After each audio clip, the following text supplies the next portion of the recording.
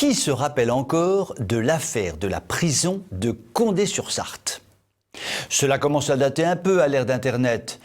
Comme un fait divers lié à l'islamisme chasse l'autre, on a déjà oublié. Nice, oublié. La préfecture de police de Paris, c'est fini depuis belle lurette. Condé-sur-Sarthe, on ne s'en souvient plus. Pour l'instant, on épilogue encore sur Villejuif jusqu'au prochain drame qui fera oublier Villejuif. Je resitue donc le tout. L'affaire Condé-sur-Sarthe remonte à mars 2019. Un détenu et sa compagne attaquaient 2 surveillants pénitentiaires à coups de couteau en céramique, couteau de paix d'amour, bien sûr. 5 détenus ont été déjà mis en examen et l'enquête suit toujours son cours, comme on dit dans les chaumières. Avant de passer à l'acte, nos 2 détenus recevaient leurs chairs et tendres, au pluriel s'il vous plaît, au parloir de la prison.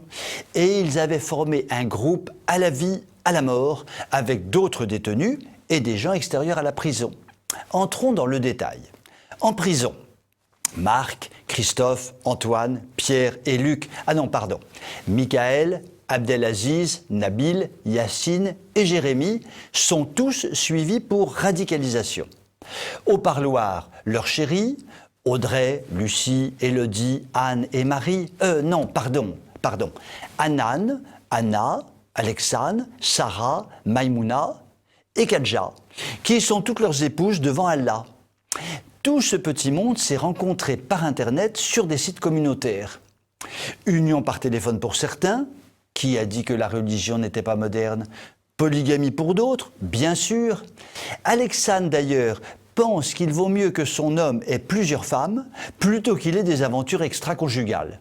Avouons-le, cela est d'une logique imparable. Pas de problème pour aller rendre visite à leur mari, le matin c'est la concubine, l'après-midi c'est l'ami d'enfance. Comme ça, le monsieur, il peut voir ces 2 femmes dans la même journée, explique à la presse un délégué syndical de la prison. Nous sommes donc dans le sexuellement halal, tout va bien. Toutes ces visiteuses du matin et du soir vivent ensemble. C'est sympa comme colloque. Elles discutent de tout et de rien, mais pas de Daesh, c'est promis. Le plus fort dans tout ça, c'est qu'Alexandre s'est converti en lisant au supermarché le Coran pour les nuls. Elle trouve que le djihad, c'est bien, mais que le Bataclan, c'est un peu too much. Quand même, on a sa respectabilité. Quand on met tout bout à bout dans cette affaire, on se dit, mais évidemment, c'est un sketch. Mais malheureusement, dans l'affaire de Condé-sur-Sarthe, la réalité dépasse très largement la fiction. Vous pouvez m'écrire si vous le voulez. À très bientôt.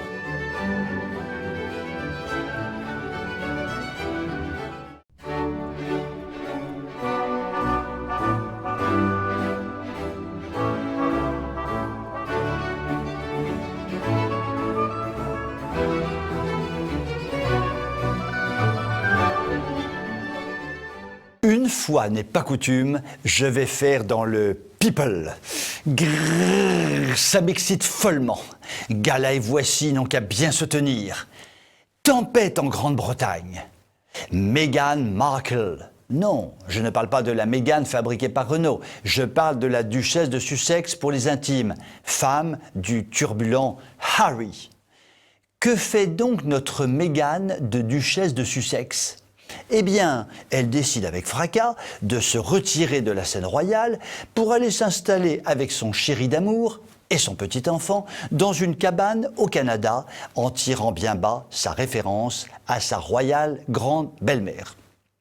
Peut-être voudra-t-elle se faire bientôt appeler la duchesse de Robinson de Crusoe.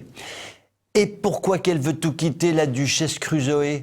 Parce que, j'en pleure en le disant, c'est parce que la vie d'Altesse Royale, c'est trop dur. Alors évidemment, les magazines français qui n'en comprennent rien, ni à l'histoire, ni à l'Angleterre, ni à la famille royale, prennent fait et cause pour la pauvre chérie, unanimement critiquée par les Anglais, pour cet abandon de poste d'autre part. Nos bons journalistes évoquent même un probable racisme anglais. La Meghan aurait été méprisée compte tenu de sa couleur de peau. En revanche, ils encensent la Miss, vantent sa soif de liberté, louent sa capacité à briser les codes, à humer le vent de la modernité. Ils en profitent pour ringardiser les Windsor, l'occasion est trop belle. Et pourtant, n'en déplaise à nos journalistes franchouillards gauchisants, de l'autre côté de la Manche, c'est une autre paire de manches, car elle n'est pas du tout populaire en Angleterre, la Meghan. Les Anglais estiment qu'il ne faut quand même pas se moquer du monde. La Meghan non motorisée, elle l'a épousé en connaissance de cause, son Harry. Et elle en a bien profité en termes de valorisation de son image. Et soudain, au premier coup de Trafalgar, elle irait capitaliser sur son image de princesse déchue et faire carrière outre-Atlantique. Il y a un peu d'abus quand même. En tant que contribuable, quand on a une monarchie, on ne se paie pas quand même de cette façon-là. Et faire ça à l'honorable Élisabeth à 93 ans et en plein Brexit. Comme on dit familièrement, il y a des claques qui se perdent. Cela dit, nous pouvons faire confiance aux Britanniques, n'en déplaise aux journaux républicains de notre France bien-aimée, pour savoir où est la vraie voie, celle de la tradition. Car pendant ce temps, la très charmante Kate et ses 3 bambins en manteau de feutre et chaussures à boucles engrangent des records de popularité. Elle a compris, elle, qu'on peut être glamour, photogénique, tout en assurant l'essentiel, à savoir son devoir de future reine. Et de cela, les Anglais lui en sont infiniment reconnaissants. Petite question subsidiaire, entre Kate d'un côté de la Manche et tante Bridgeton de l'autre côté, que préférons-nous vraiment? Vous pouvez m'écrire si vous le voulez. À très bientôt.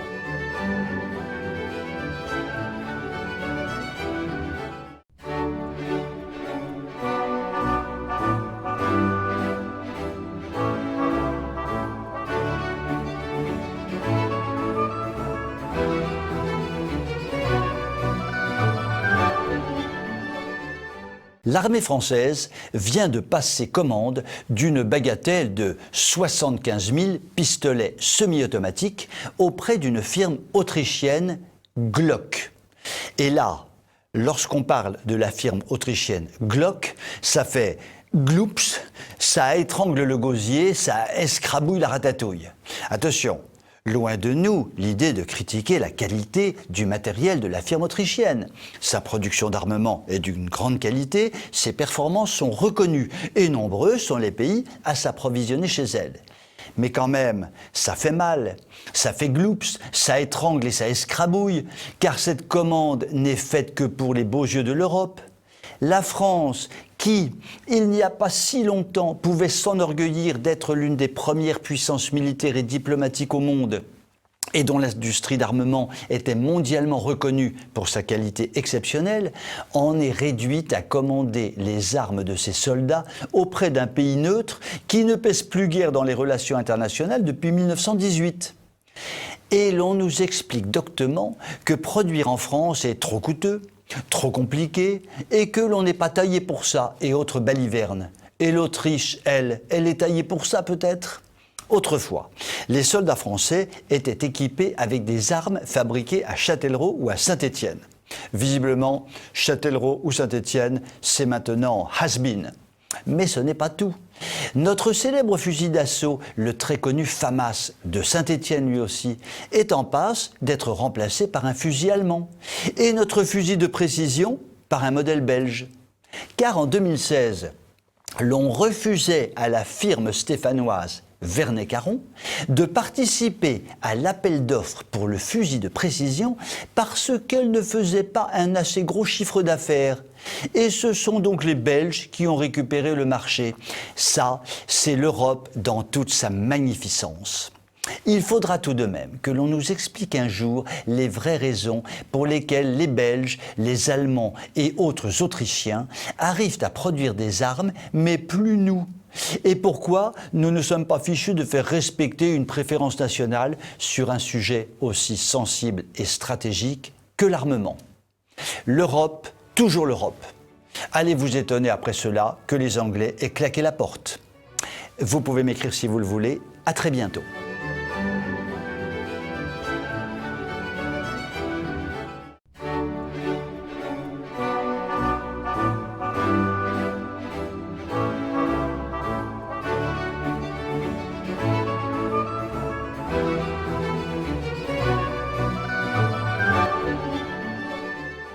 en ce début d'année, fourmillent 1001 initiatives pour nous faire changer notre façon de consommer, de boire, de manger, de nous alimenter, non plus pour le plaisir des papilles et des yeux, mais bien par souci diététique, écologique et donc par souci grétique et thunbertique. En fait, il s'agit de nous rééduquer pour sauver la planète. Il ne s'agit donc pas de sauver l'homme, mais de sauver le canard de Patagonie et le caillou rouge de la mer Caspienne. En pratique, que nous propose-t-on ? L'an dernier, on nous vantait les mérites du lundi vert, un jour sans viande et sans poisson. Cette année, c'est le mois de janvier sans alcool qui fait fureur. Cela vient bien sûr des États-Unis, Dry January, que ça s'appelle là-bas.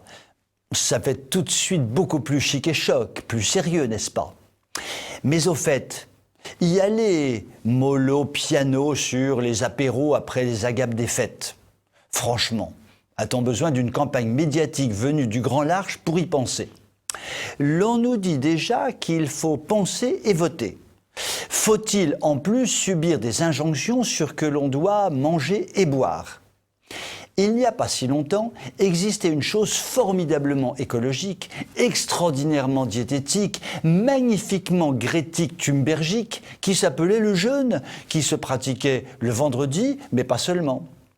Il y a quelques décennies, dans un monde chrétien obscurantiste et patriarcal, durant le carême et l'Avent, ou encore avant les grandes fêtes, on s'abstenait de viande, on se privait de dessert, on réduisait ou annulait sa consommation d'alcool. Tout cumulé sur l'année, cela faisait autrement plus de jours que les lundis sans viande ou le janvier sans alcool. Ce monde est aujourd'hui méprisé, au motif qu'il exerçait une insupportable pression morale sur les individus, empêchés de jouir sans entrave et d'être libres. Pourtant, le monde catholique était parfaitement libre de pratiquer ou non le jeûne et l'abstinence. Aujourd'hui, la pression morale exercée sur les personnes est infiniment plus prégnante et dictatoriale. Si tu ne réduis pas ta consommation, tu n'es qu'un gros cochon, nous dit-on en permanence. Le système politico-médiatique matraque à tour de bras cette population qu'il faut rééduquer à la mode écolo. Dans notre nouveau monde, on ne cherche plus à sauver son âme, quelle idée. Alors on sauve la terre, un univers froid et désenchanté. La morale du devoir écologique est un brin déprimante. Un monde relativiste ?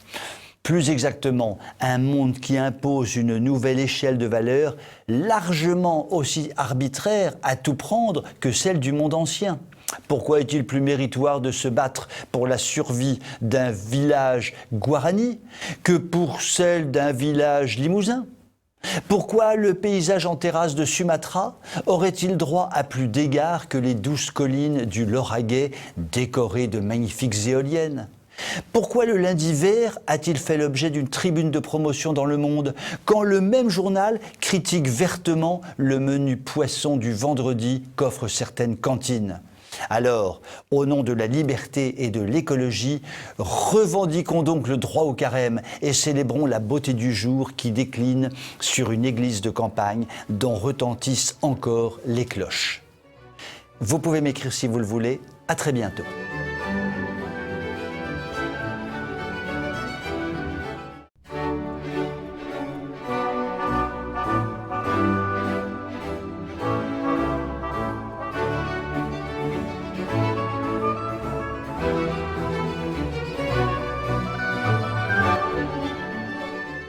À chaque fois que nous évoquons la situation catastrophique de la dette française, nous parlons systématiquement de la dette publique.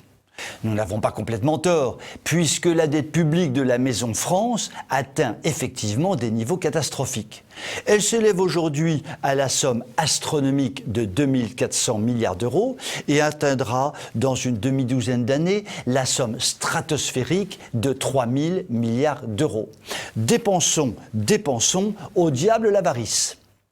Cette situation terriblement dégradée de nos finances publiques masque la situation de la dette privée française, qui, elle aussi, n'est pas du tout brillante.